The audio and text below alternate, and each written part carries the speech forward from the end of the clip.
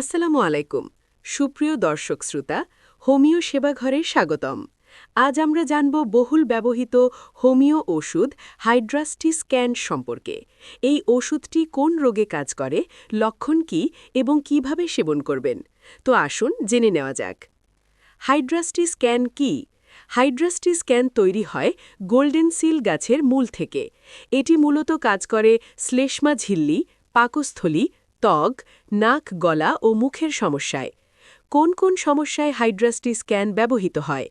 ঘন হলুদ বা সবুজ স্রাব, দীর্ঘদিনের সর্দি ও সাইনাস, মুখে ঘা, জিহবা লাল ও শুষ্ক, গ্যাস্ট্রিক, অরুচি, বদহজম, কোষ্ঠকাঠিন্য, মল শক্ত ও শুকনো, ত্বকে ফাটা, খসখসে ভাব, জরায়ু ও যোনি থেকে ঘন স্রাব, লিউকোরিয়া। রোগীর প্রধান লক্ষণ কি সিমটমস? এই ঔষধের সবচেয়ে গুরুত্বপূর্ণ লক্ষণ হল শরীর খুব দুর্বল লাগে, মুখ ও ত্বক শুষ্ক, সব স্রাব ঘন, আঠালো ও হলুদ, দীর্ঘদিনের পুরনো সমস্যা। সেবন বিধি, ডোজেজ, সাধারণ ধারণা।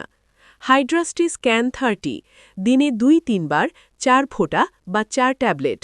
হাইড্রাস্টি স্ক্যান 200, শুধু অভিজ্ঞ পরামর্শে সপ্তাহে 1 দিন বা প্রয়োজন অনুযায়ী। দীর্ঘদিন বা জটিল রোগে অবশ্যই হোমিও চিকিৎসকের পরামর্শ নিন।